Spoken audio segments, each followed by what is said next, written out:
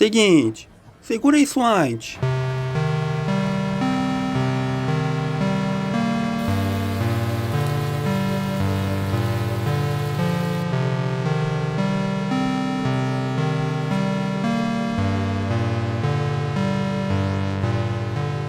Sabe, a verdadeira distopia não precisa de neon para cegar. A luz é apenas um privilégio. O Dallas disse que parece que o cara saiu de Night City para Gotham. Que assustador. Mas o MBC Nater discordou. Quando eu fui para São Paulo não tinha esse color grade. Não, acho que se fosse assim a cidade seria mais agradável. O Dallas aponta o caos estético, Gotham, mas o MBC Nater ainda busca o conforto visual, o color grade, mostrando o fascínio pela aparência da decadência. A dualidade entre o caos e a estética idealizada de São Paulo é um reflexo de sincretismo, assim como o Cristo Redentor, no Rio, une a imagem sagrada com o olhar turístico. A metrópole paulista funde o drama de desigualdade com a lente da beleza cinematográfica. É o paradoxo de Oswaldo de Andrade, onde o nativo digere o que vem de fora, para criar algo novo, a beleza do feio. O Adriano Rossi comentou, você é o Ayrton Senna dos YouTubes, só funciona na chuva. Da hora, mano. Enquanto Sens 338 disse, o cara espera chover para poder gravar sem correr o risco de ser roubado. Muito foda. O Leandro Rossi celebra a habilidade da adversidade, evocando um herói nacional. Já o Sens 338 revela o medo intrínseco, que é a camada de segurança que a chuva oferece. O mito do bandeirante, que no século XVII explorava o desconhecido, reflete a busca incessante por um futuro, muitas vezes violenta e sob condições extremas. Hoje, a exploração do centro de São Paulo pelo cidadão comum, ou mesmo pelo criador de conteúdo, carrega um risco, um ato de coragem em uma selva urbana, onde a segurança pública é o item mais defasado da tecnologia social. O Mimic Box disse, empresa de ônibus pagando mendigos para apedrejar ônibus da concorrência é de fato a coisa mais cyberpunk que já escutei sobre São Paulo. Enquanto Felipe Angeli comentou, o lance dos apagões estão verdadeiramente associados às árvores das calçadas. No final das contas, é a culpa da prefeitura que, teoricamente, tem que realizar a poda. Mimic Box aponta o uso de métodos primitivos, a pedra, por corporações, o sabe do crime. Felipe Angeli tenta racionalizar o caos da Enel com a falha infraestrutura, as árvores. O Brasil tem uma história de jeitinho e inovação sobre a diversidade. No século XX, por exemplo, a telefonia do país sofreu com a expansão lenta, obrigando a população a criar mercados paralelos para linhas telefônicas. O caso das empresas de ônibus é a versão 2.0 desse jeitinho corporativo. Usar o caos social, moradores de rua, como uma ferramenta de guerra comercial. A tecnologia aqui não é um chip, mas a exploração sistêmica do vulnerável. O Digonet disse, eu pensei logo, cara, provavelmente ele vai fazer os vídeos mais fora do canal, porque ele vai falar do cyberpunk nu e cru, sem ser o idealizado. Pelo visto, eu estava certo.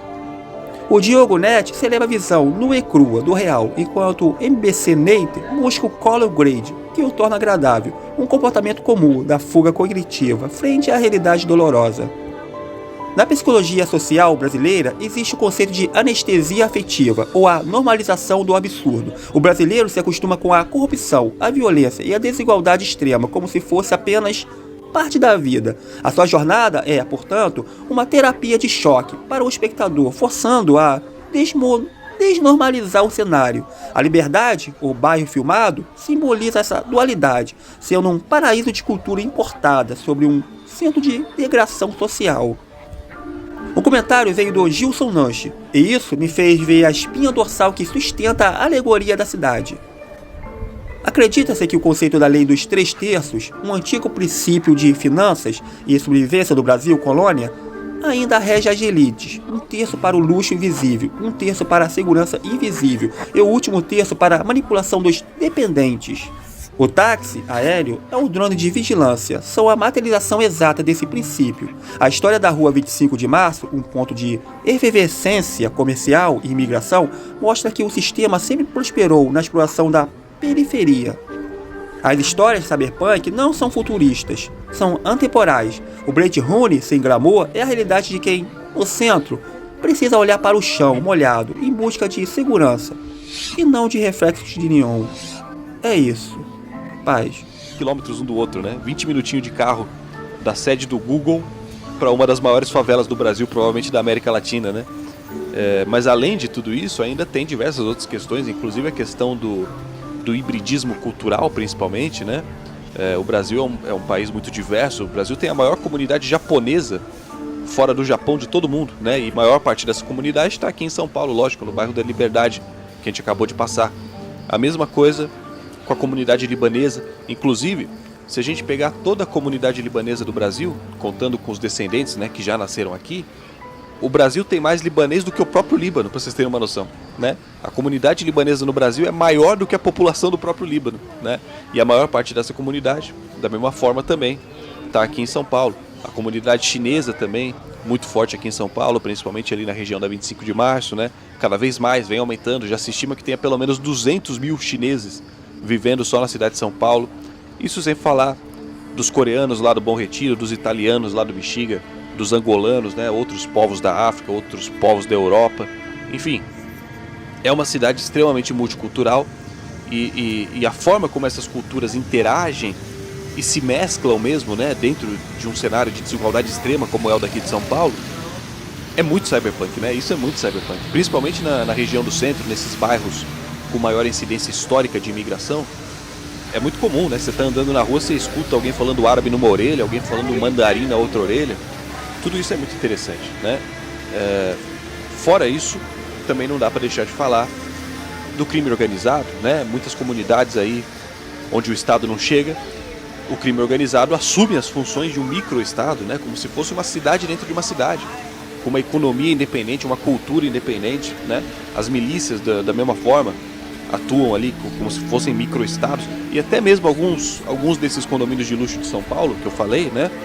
Eles quase que funcionam da mesma forma também. Essas empresas de segurança, elas atuam quase como se fosse um microestado ali dentro das dependências daquele condomínio também, né? Então, nos dois extremos, né, tanto na extrema pobreza quanto na extrema riqueza, a gente tem a formação desses microestados, dessas comunidades que agem quase como se fossem cidades dentro de cidades, né? Culturas, microculturas dentro de culturas maiores, né? Tudo isso é muito interessante, porque o cyberpunk, ele é descrito por alguns autores como sendo a retratação de uma distopia pós-moderna, né? A pós-modernidade é o período da história em que a gente está vivendo, né? É o período pós as grandes guerras, pós as grandes ideologias do século XX.